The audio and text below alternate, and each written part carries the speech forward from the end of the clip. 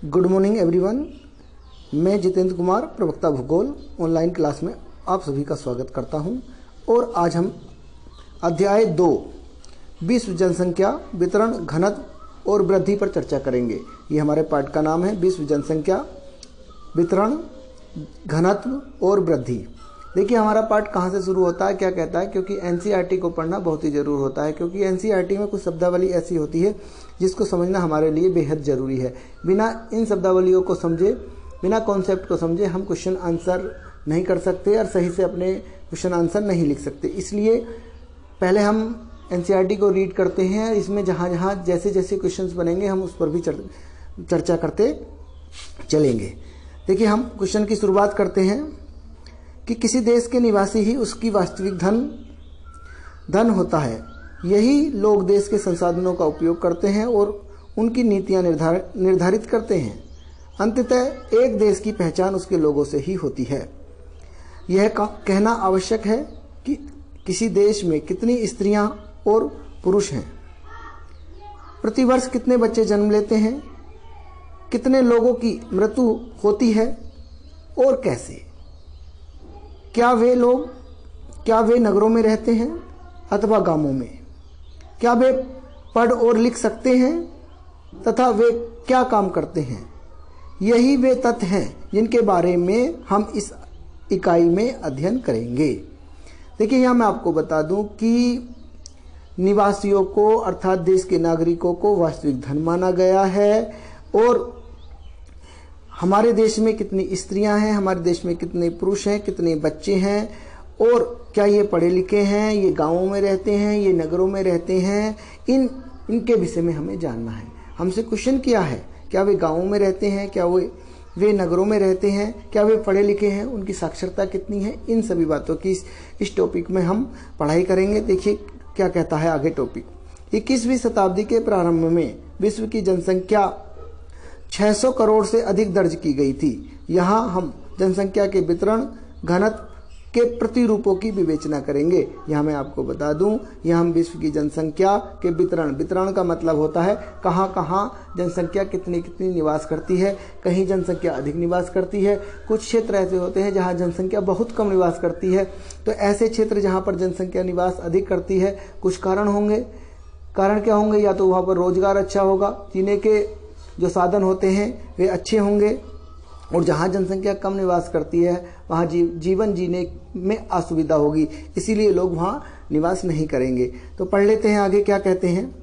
कुछ लोग निश्चित प्रदेशों में क्यों रहना चाहते हैं और अन्य प्रदेशों में क्यों नहीं। देखिए ये हमसे क्वेश्चन किया गया है, कुछ लोग निश्चित प्रदेशों में ही रहना क्यों चाहते हैं। तो देखिए जैसा मैं आपको कहूँ, एक दिल्ली क्षेत्र है, दिल्ली में लोग क्यों रहना ज़्यादा पसंद करते हैं, मुंबई में रहना क्यों पसंद करते हैं, और ऐसे ही निश्चित क्षेत्र देखिए आपके बड़े बड़े शहर हैं, उनमें क्यों लोग रहना पसंद करते हैं। कारण क्या है, देखिए ऐसे क्षेत्रों में हमें जीवन जीने की जो सुविधाएं होती हैं वो अधिक उपलब्ध हो जाती हैं। देखिए स्वास्थ्य की सुविधा अच्छी है, चिकित्सा की सुविधा अच्छी है, शिक्षा के उच्च साधन है, रोजगार ज़्यादा है, लोग रोजगार की तलाश में अपने घरों से दूर दूर क्षेत्रों, ऐसे क्षेत्रों में जाते हैं जहाँ पर रोजगार उपलब्ध हो, नौकरियाँ अच्छी हों। तो इसी प्रकार हम कह सकते हैं कुछ निश्चित प्रदेश होते हैं जहाँ पर कुछ भौगोलिक कारक और कुछ सांस्कृतिक कारक ऐसे होते हैं जो जीवन जीना आसान कर देते हैं, जीवन जीने के लिए सुख सुविधाओं को प्रदान करते हैं। तो ऐसी जगह लोग रहना चाहते हैं। देखिए आगे पढ़ते हैं हम। विश्व की जनसंख्या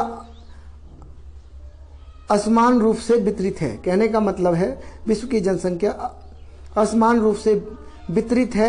एशिया की जनसंख्या के संदर्भ में जॉर्ज बी क्रेसी की टिप्पणी है कि एशिया में बहुत अधिक स्थानों पर कम लोग और कम स्थानों पर बहुत अधिक लोग रहते हैं। विश्व के जनसंख्या वितरण प्रारूपों के संबंध में भी यह सत्य है।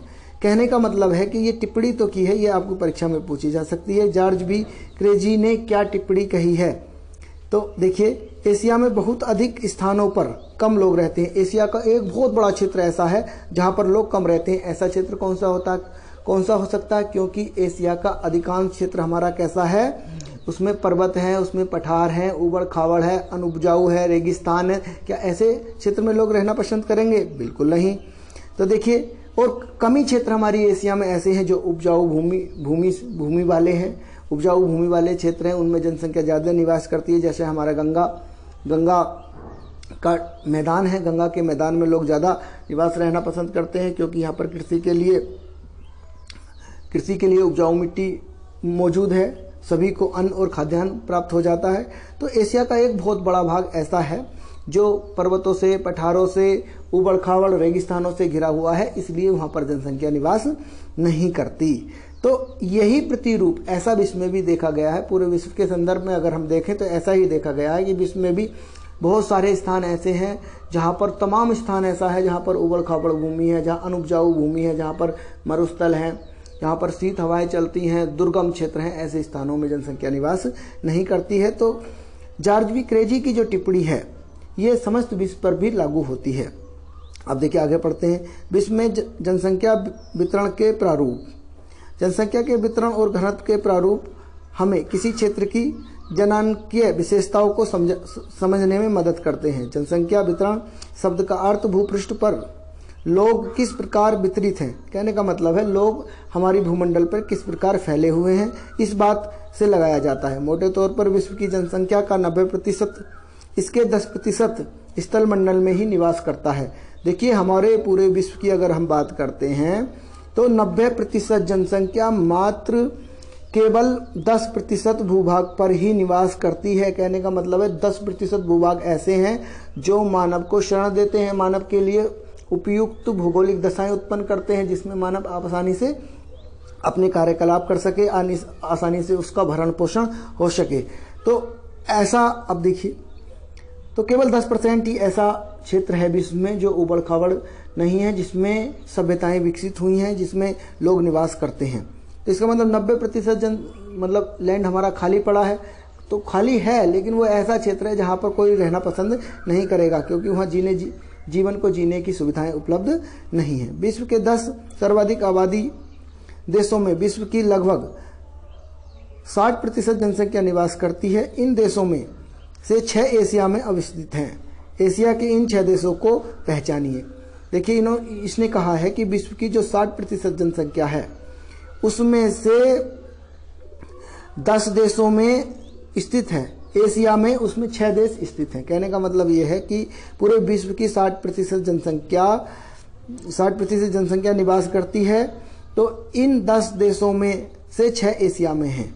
तो 6 एशिया में कौन कौन से देश हैं देखिए हम देख लेते हैं। सबसे पहले जनसंख्या भारत की बात करते हैं। भारत पहले बात करते हैं चीन की। तो चीन एशिया का देश है, भारत भी एशिया का देश है। संयुक्त राज्य अमेरिका नहीं, संयुक्त राज्य अमेरिका तो उत्तरी अमेरिका महाद्वीप का देश है। इंडोनेशिया, हाँ इंडोनेशिया एशिया का देश है। ब्राजील भी एशिया का देश नहीं है क्योंकि ये दक्षिणी अमेरिका का देश है। पाकिस्तान एशिया का देश है। CIS एशिया का देश नहीं है। बांग्लादेश एशिया का देश है। जापान एशिया का देश है। नाइजीरिया भी एशिया का देश नहीं, ये अफ्रीका का देश है। तो हम कह सकते हैं कि चीन, भारत, इंडोनेशिया, पाकिस्तान, बांग्लादेश और जापान एशिया के ऐसे देश हैं जो विश्व की 60% आबादी जो रखते हैं, पूरा विश्व रखता है, उसमें ये 6 देश अपनी महत्वपूर्ण भूमिका निभाते हैं। तो देखिए आगे हम पढ़ते हैं, आगे क्या दिया है, जनसंख्या घनत्व। अब हम पढ़ते हैं जनसंख्या घनत्व के बारे में। यहाँ से आपके लिए सवाल आएगा कि जनसंख्या घनत्व से आप क्या समझते हैं। आप अपनी कॉपी पेंसिल उठाकर अपने पास रखें और जैसे जैसे मैं सवाल बोलता चलूँ आप केवल सवालों को नोट करते चलें, बाद में आप उसका आंसर लिख सकते हैं। देखिए जनसंख्या घनत्व से आप क्या समझते हैं, ऐसा सवाल आ सकता है। जनसंख्या घनत्व को समझाइए, ऐसा सवाल आ सकता है। तो आपको जनसंख्या घनत्व से सवाल आने की पूरी चांस रहती है। या जनसंख्या घनत्व किसे कहते हैं, इस तरह से सवाल आ जाता है। तो हम समझते हैं जनसंख्या घनत्व क्या होता है। भूमि की प्रत्येक इकाई में उस पर रह रहे लोगों के पोषण की सीमित क्षमता होती है, अतः लोगों की संख्या और भूमि के आकार के बीच अनुपात को समझना आवश्यक होता है। यही अनुपात जनसंख्या घनत्व कहलाता है। यह सामान्यतः प्रति वर्ग किलोमीटर रहने वाले व्यक्तियों के रूप में मापा जाता है।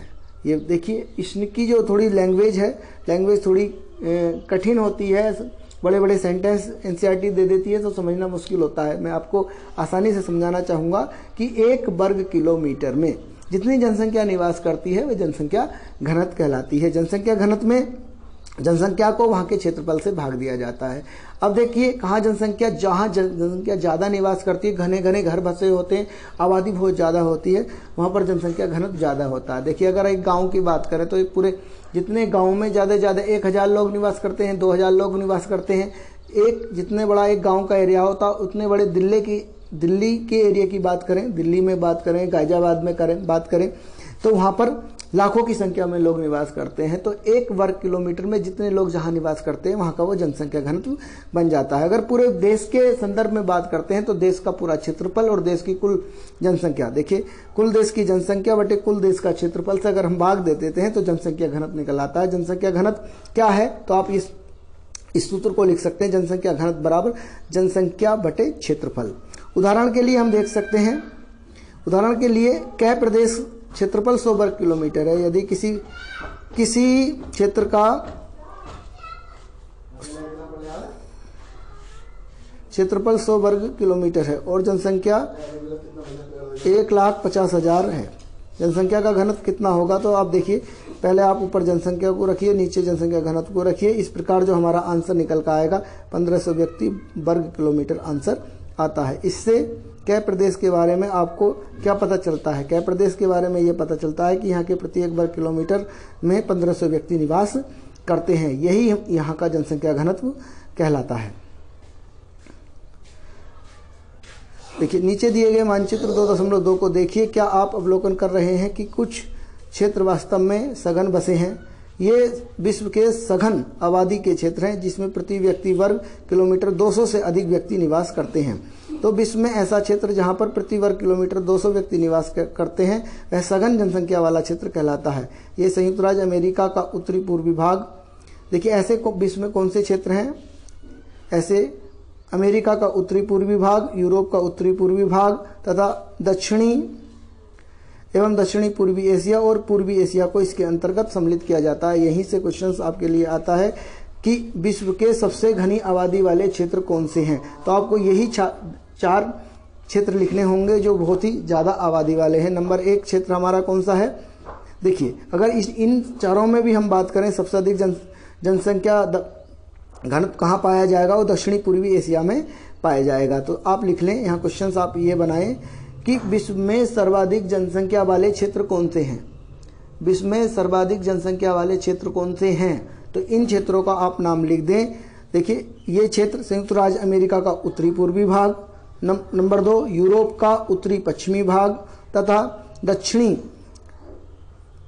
दक्षिणी पूर्वी एशिया और पूर्वी एशिया के भागों को सघन जनसंख्या वाला भाग कहते हैं। तो ये क्वेश्चंस आपके लिए महत्वपूर्ण है। यहाँ इस क्वेश्चंस को आप अपनी नोटबुक में नोट कर लें। आप वीडियो को रोकें, थोड़ा पीछे हटाएं, आप उस हिसाब से अपने इसको सुन सकते हैं और इसको लिख सकते हैं। यहाँ देखिए समझना बहुत महत्वपूर्ण है, इसलिए मैं पूरे जो बुक का चैप्टर है इसको समझाने का आपको प्रयास कर रहा हूँ ताकि आपका कहीं से कोई दिक्कत आपको ना आए और आपको किताब पढ़ने का एक आइडिया लग जाए कि किस प्रकार से किताब को रीड किया जाता है और उससे क्वेश्चंस निकाले जाते हैं। उत्तरी और दक्षिणी ध्रुवों के निकट, देखिए उत्तरी ध्रुव मैंने आपको जब गिलोब पढ़ाया था उसमें 2 ध्रुव बताए थे, एक उत्तरी ध्रुव और एक दक्षिणी ध्रुव के निकट उष्ण एवं शीत मरुस्थल और विषुवत रेखा के निकट उच्च वर्षा व अन्य क्षेत्रों में जनसंख्या घनत्व अत्यंत कम पाया जाता है। देखिए विश्व के हमारे पूरे ग्लोब के ऐसे क्षेत्र हैं, कौन सा? उत्तरी ध्रुव, दक्षिणी ध्रुव, उसके आसपास का क्षेत्र और विषुवत रेखा के निकट का क्षेत्र। उत्तरी ध्रुव और दक्षिणी ध्रुव पे तो ठंड बहुत पड़ती है, माइनस में टेम्परेचर चला जाता है, -100 डिग्री, -95 डिग्री, -50 डिग्री से कम टेम्परेचर रहता है। उसी प्रकार विषुवत रेखा के निकट, भूमध्य रेखा के निकट टेम्परेचर इतना ज़्यादा रहता है, बारिश रोज होती है, उमस रहती है, घनाघोर बारिश होती है, जंगल होते हैं, तो यहाँ भी मनुष्य का रहना बहुत मुश्किल होता है। इसलिए मनुष्य ऐसे क्षेत्रों में नहीं रहता जहाँ पर उसको तकलीफ हो। तो ये कष्टकारी क्षेत्र होते हैं, तो इसमें रहना, इसीलिए यहाँ का जनसंख्या घनत्व कम है। ये विश्व के विरल जनसंख्या वाले प्रदेश हैं। अब देखिए आपके लिए क्वेश्चन आ जाएगा कि विश्व के विरल जनसंख्या वाले प्रदेश कौन से हैं, तो आप इनका नाम लिख सकते हैं। देखिए उत्तरी ध्रुव एवं दक्षिण ध्रुव के निकट वाले क्षेत्र, उष्ण और शीत मरुस्थल, चाहे उष्ण मरुस्थल हो या शीत मरुस्थल हो, मरुस्थलों में रहना कोई पसंद करेगा? नहीं। तो देखिए यही इसी तरह से यहाँ से छोटे छोटे क्वेश्चन बनते हैं जो आपके एग्जाम में पूछे जाते हैं और इन्हीं को आपको करना आना चाहिए। इसलिए मैं बुक आपको रीड कराने का प्रयास यहाँ पर कर रहा हूँ। थोड़ा वीडियो लंबा हो जाता है, लेकिन क्या करें, जब समझाने में ऐसा तो हो ही जाता है कि कुछ बातें बताने के लिए कुछ समय तो देना पड़ता है। देखिए ये विश्व के विरल जनसंख्या वाले प्रदेश है, तो यहाँ से ये वाला क्वेश्चन निकालिए कि विश्व के विरल जनसंख्या कहाँ कहाँ पाई जाती है, जहाँ प्रति वर्ग किलोमीटर एक व्यक्ति से भी कम निवास करता है। बताइए, अगर हम दिल्ली की बात करें तो दिल्ली में 12,000 लोग प्रति वर्ग किलोमीटर निवास करते हैं। पूरे दिल्ली का अगर क्षेत्रफल निकालें हम, और दिल्ली के पर्टिकुलर एक स्थान का क्षेत्रफल निकालें तो 1-1 लाख लोग से ज़्यादा एक वर्ग किलोमीटर में निवास करते हैं। और यहाँ पर 1 वर्ग किलोमीटर में, एक कहने का मतलब एक किलोमीटर, इधर 1 किलोमीटर का एक वर्ग बनाएंगे आप, तो उसमें केवल एक व्यक्ति निवास करता है। बहुत कम, देखिए एक व्यक्ति 1 वर्ग किलोमीटर में। अब मतलब जैसे एक पूरा गांव है तो एक गांव में एक ही व्यक्ति रहता है, तो आप समझिए कि वहाँ पे जनसंख्या बिल्कुल शून्य के बराबर हो जाती है। तो देखिए, तो इस प्रकार ये विरल जनसंख्या वाले क्षेत्र कौन से हैं, तो ये क्वेश्चन आपके लिए बहुत ही महत्वपूर्ण है कि विश्व में सघन जनसंख्या वाले क्षेत्र बताइए। तो मैंने जो आपको पहले बताए थे उसमें संयुक्त राज्य अमेरिका का उत्तरी पूर्वी भाग, उत्तरी अमेरिका उत्तरी पश्चिमी तथा दक्षिणी भाग, और दक्षिणी पूर्वी एशिया और पूर्वी एशिया के भाग तो सघन जनसंख्या वाले भाग हैं। और इसी प्रकार अगर कम जनसंख्या वाले, विरल जनसंख्या वाले भाग आपसे पूछे जाते हैं तो उसमें हम क्या कर सकते हैं, उसमें हम नाम ले सकते हैं उत्तरी एवं दक्षिणी ध्रुवों के निकट का क्षेत्र, उष्ण और शीत मरुस्थल वाले क्षेत्र, और विषुवत रेखा के नजदीक के जो क्षेत्र होते हैं उसमें विरल जनसंख्या पाई जाती है। कारण मैंने आपको बता दिया था कि विषुवत रेखा पर बहुत ज़्यादा गर्मी पड़ती है और ध्रुवीय क्षेत्रों पर क्या होता है, बिल्कुल शीत पड़ती है और 6-6 महीने के दिन और 6-6 महीने के रात होते थे। ऐसे में कौन निवास करना चाहेगा। ये मैं आपको 11वीं में भी इस बारे में मैंने चर्चा की है, आपकी 11वीं की क्लास में पीछे, आप यहाँ समझने का प्रयास कीजिए और इन दोनों क्वेश्चनों को यहाँ नोट कीजिए, ये आपके लिए बहुत ही महत्वपूर्ण है। देखिए, इन 2 प्रकार के क्षेत्रों के बीच मध्यम जनसंख्या वाले क्षेत्र भी आते हैं, जिनमें जनसंख्या का घनत्व 11 से 50 व्यक्ति वर्ग किलोमीटर पाया जाता है। देखिए, 11 से 50 व्यक्ति वर्ग किलोमीटर जहाँ निवास करते हैं उनको मध्यम जनसंख्या का क्षेत्र माना है एनसीईआरटी ने। तो एशिया में पश्चिमी चीन, दक्षिण भारत, दक्षिण अब हमारा जो भारत है, कर्क रेखा के नीचे वाला भारत, दक्षिण भारत, तथा यूरोप में नॉर्वे, स्वीडन, ऐसे क्षेत्र हैं। ऐसे क्षेत्रों के कुछ उदाहरण हैं जहां पर 11 से 50 व्यक्ति प्रति वर्ग किलोमीटर निवास करते हैं। तो ये मध्यम जनसंख्या वाले क्षेत्र होते हैं। और देखिए, और कुछ ऐसे अन्य क्षेत्रों की पहचान कीजिए। देखिए, ये विश्व का नक्शा बनाया गया है, कुछ स्पष्ट नहीं हो रहा है इसमें, ऐसा ही किताब में हमें प्राप्त हुआ है। तो ये देखिए, आप भारत के पास का चीन का क्षेत्र है, यहाँ पर आपका इसको बोलते हैं दक्षिणी पूर्वी एशिया का क्षेत्र है, तो ये सघन आबादी वाला क्षेत्र है। यहाँ देखिए यूरोप का पश्चिमी क्षेत्र है। ऐसे ही संयुक्त राज्य अमेरिका, ये है संयुक्त राज्य अमेरिका का, ये आपका पूर्वी क्षेत्र है। तो इस प्रकार ये अधिक जनसंख्या वाले क्षेत्र हैं। इसमें यहाँ मैप स्पष्ट नहीं है। देखिए आगे क्वेश्चंस क्या आते हैं, जनसंख्या वितरण को प्रभावित करने वाले कारक बताइए। बहुत महत्वपूर्ण क्वेश्चंस है ये। क्वेश्चंस आपको लॉन्ग क्वेश्चंस के रूप में भी देखने को मिलता है कि विश्व में जनसंख्या वितरण को प्रभावित करने वाले कौन से कारक हैं। जनसंख्या वितरण का मतलब कहीं जनसंख्या तो बहुत ज्यादा निवास करती है और कहीं जनसंख्या बिल्कुल कम निवास करती है, मतलब विरल है, बहुत कम जनसंख्या निवास करती है। तो वो कारण क्या है, देखिए उन कारणों को हम कई रूप से देखेंगे। पहले मैं बता दूं, कुछ तो भौगोलिक कारक होते हैं। नंबर 1 जो कारक हम देखेंगे भौगोलिक कारक होते हैं। भौगोलिक कारक वे कौन से होते हैं, जो प्रकृति से सीधे सीधे जुड़े होते हैं। तो देखिए भौगोलिक कारकों में नंबर 1 क्या है, जल की उपलब्धता, नंबर 2 भू आकृति, नंबर 3 जलवायु, नंबर 4 मृदाएं। तो ये जो कारक हैं ये हमारे भौगोलिक कारक हैं। अब देखिए इसी प्रकार से और कौन से कारक होते हैं जो जनसंख्या के वितरण को प्रभावित करते हैं। आर्थिक कारक, आर्थिक कारक में क्या हो सकता है, देखिए खनिज के साथ साथ देखिए क्या नगरीकरण के साथ साथ औद्योगिकरण। तो ये हमारे ऐसे कारण हैं जो प्रभावित करते हैं जनसंख्या वितरण को। ऐसे ही सामाजिक तथा सांस्कृतिक कारक होते हैं। इसमें कौन से कारक होते हैं, देखिए इसमें सामाजिक और सांस्कृतिक कारक होते हैं। इन सभी के बारे में हम अब डिटेल से यहाँ पर पढ़ते हैं। जनसंख्या के वितरण को प्रभावित करने वाले कारक बताइए। तो ये आपको 2 नंबर में भी क्वेश्चन आ जाता है, 4 नंबर में भी क्वेश्चन पूछ लिया जाता है और ये आपको बड़े क्वेश्चंस के रूप में भी पूछ लिया जाता है। तो देखिए पहले हम पढ़ते हैं भौगोलिक कारक। भौगोलिक कारक कैसे जनसंख्या के वितरण को प्रभावित करते हैं। वितरण का मतलब मैंने आपको बता दिया कि जनसंख्या किन किन क्षेत्रों में कितनी कितनी पाई जाती है, तो वितरण कहलाता है। ठीक है, तो देखिए पहला है जल की उपलब्धता। अब समझने का प्रयास करते हैं। जल सभी के लिए जरूरी होता है, ये हम सब जानते हैं, हम रोज यूज करते हैं जल को।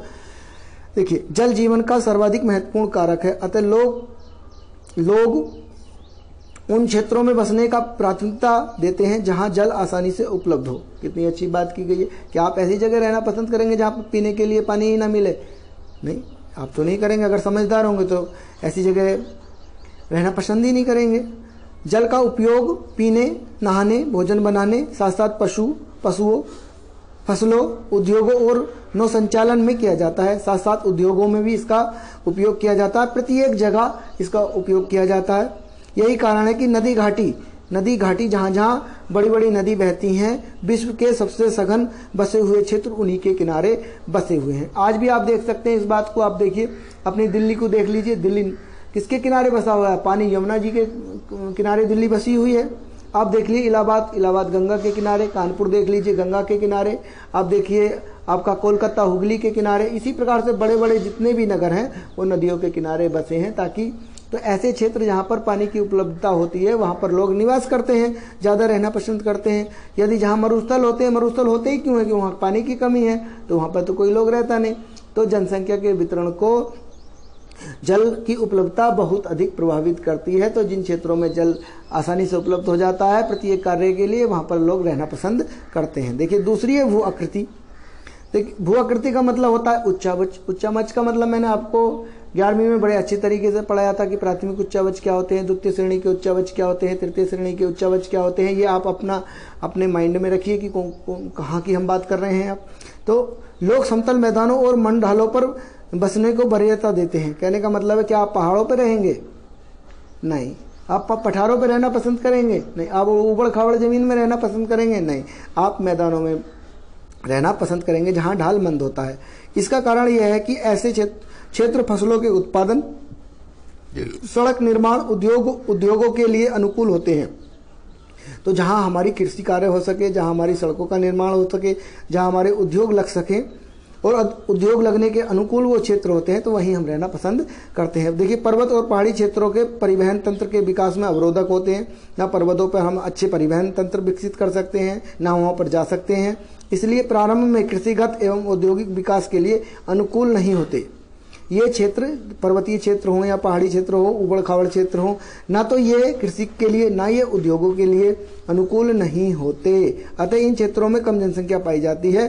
गंगा का मैदान विश्व में सर्वाधिक सघन जनसंख्या वाले क्षेत्रों में से एक है, जबकि हिमालय के पर्वतीय भागों में भी जनसंख्या विरल पाई जाती है। सीधी सीधी बात है कि भू आकृति हमको प्रभावित करती है। तो जहाँ पर कष्टकारी जीवन होता है, ऊंचे ऊंचे पहाड़ होते हैं, पर्वत होते हैं, चोटियाँ होती हैं या मरुस्थल होते हैं, ऐसे क्षेत्रों पर जनसंख्या निवास नहीं करती। जनसंख्या उन्हीं क्षेत्रों में निवास करती है जहाँ पर ढाल कम होता है, मंद होते हैं, मैदान उपजाऊ होते हैं और कृषि के लिए काफ़ी हमारे आसपास क्षेत्र होता है। तो ऐसे क्षेत्रों में ही जनसंख्या ज़्यादा निवास करती है। तो इससे हमें ये पता चल जाता है कि भू आकृति भी लोगों को प्रभावित करती है।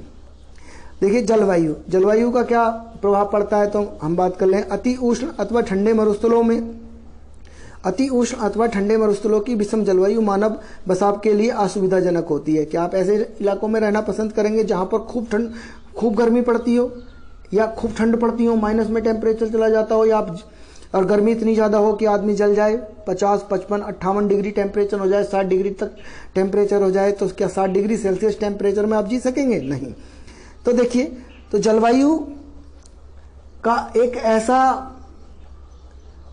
जलवायु ऐसी जगह लोगों को निवास करने के लिए विवश कर देती है। लोग वहां पर नहीं रह पाते जहां की जलवायु, कहने का मतलब है, कष्टकारी होती है। तो अति उष्ण एवं ठंडे मरुस्थलों की विषम जलवायु मानव बसाव के लिए असुविधाजनक होती है। सुविधाजनक जलवायु वाले क्षेत्रों में अधिक मौसमी परिवर्तन नहीं होते, अधिक लोगों को आकृष्ट करते हैं। मतलब जहाँ ज़्यादा मौसमी परिवर्तन नहीं देखने को मिलते, जलवायु सम रहती है, वहाँ पर लोगों को आकृष्ट करते हैं। अधिक वर्षा अथवा विषम और रक्ष जलवायु के क्षेत्रों में कम जनसंख्या पाई जाती है। भूमध्य सागरीय प्रदेश सुखद जलवायु के कारण इतिहास के प्रारंभिक कालों से ही बसे हुए हैं। तो हमारे पूरे ग्लोब पर कुछ ऐसे स्थान पाए जाते हैं जहाँ पर अति ठंड पड़ती है और अति गर्मी पड़ती है। तो ऐसे अति गर्मी और ऐसे अधिक ठंड वाले क्षेत्रों में लोग निवास करना पसंद नहीं करते। लोग वही निवास पसंद करते हैं जहाँ की जलवायु सुखद हो, जहाँ की जलवायु कष्टकारी ना हो। तो इस प्रकार जहाँ जलवायु अच्छी होती है वहाँ लोग सही तरीके से निवास करते हैं। देखिए इसी के साथ मृदा कहते हैं मिट्टी को, और मिट्टी का देखिए हमारे जीवन में कितना उपयोग है। जो भी आप खाद्य पदार्थ खाते हैं, चाहे एक छोटे से छोटी चीज़ भी अगर हम खा रहे हैं तो उसका संबंध मृदा से ही होता है। चाहे हम फल खा रहे हैं, चाहे हम सब्जियां खा रहे हैं, अनाज खा रहे हैं, वो मृदा से ही उत्पन्न होता है। तो उपजाऊ मृदाएं कृषि तथा इससे संबंधित क्रियाओं के लिए महत्वपूर्ण हैं। इसलिए उपजाऊ दोमट मिट्टी वाले प्रदेशों में अधिक लोग निवास करते हैं। देखिए 1 नंबर का क्वेश्चन आपके लिए यहाँ से आ सकता है कि कौन सी मिट्टी में लोग अधिक निवास करते हैं। तो उपजाऊ दोमट मिट्टी, क्योंकि उपजाऊ दोमट मिट्टी में लोग अधिक निवास करते हैं, क्योंकि ये मृदा गहन कृषि का आधार बन सकती हैं, क्योंकि ये मृदाएं गहन कृषि का आधार बन सकती हैं। क्या आप भारत में उन क्षेत्रों का नाम बता सकते हैं जहां कम उपजाऊ मृदा के कारण विरल जनसंख्या पाई जाती है? तो देखिए आप हिमालय पे चले जाइए, क्या हिमालय की चोटियों पे आपको जनसंख्या मिल जाएगी? आप थार के मरुस्थल में चले जाइए, रेगिस्तान में, क्या आपको वहाँ जनसंख्या मिल जाएगी? आप दक्षिण भारत के पठारों पर चले जाइए, ऊंचे ऊंचे पठारों पर चले जाइए, वहाँ पर जनसंख्या बहुत कम पाई जाती है। तो जनसंख्या ऐसे ही जगह पाई जाती है जहाँ पर मिट्टी, जलवायु और भूआकृति और जल की उपलब्धता मनुष्य के जीवन जीने के लिए अनुकूल हो। तो जहाँ ये सारे तत्व अनुकूल होते हैं वहीं लोग निवास करते हैं। देखिए इस वीडियो को अब यहीं हम समाप्त करते हैं, क्योंकि वीडियो ज़्यादा लंबा हो जाता है तो उसको डाउनलोड करने में, आप तक पहुंचाने में काफ़ी परेशानी आती है। तो इससे आगे की जो जानकारियां हैं, जो हम पुस्तक को रीड करेंगे और जो उससे क्वेश्चन आंसर देखेंगे, वे इससे अगली वीडियो में देखेंगे। तो इन्हीं शब्दों के साथ जय हिंद, जय भारत। और आपसे मैं एक अपील और करना चाहूँगा, जो भी आपके साथी ग्रुप से नहीं जुड़े हुए हैं उनका आपके पास यदि कॉन्टैक्ट नंबर है तो उनसे कहिए फ़ोन करके कि आप विद्यालय के ग्रुप से जुड़ जाएं, जिससे उनकी भी पढ़ाई सुचारू रूप से हो सके। इन्हीं शब्दों के साथ जय हिंद, जय भारत।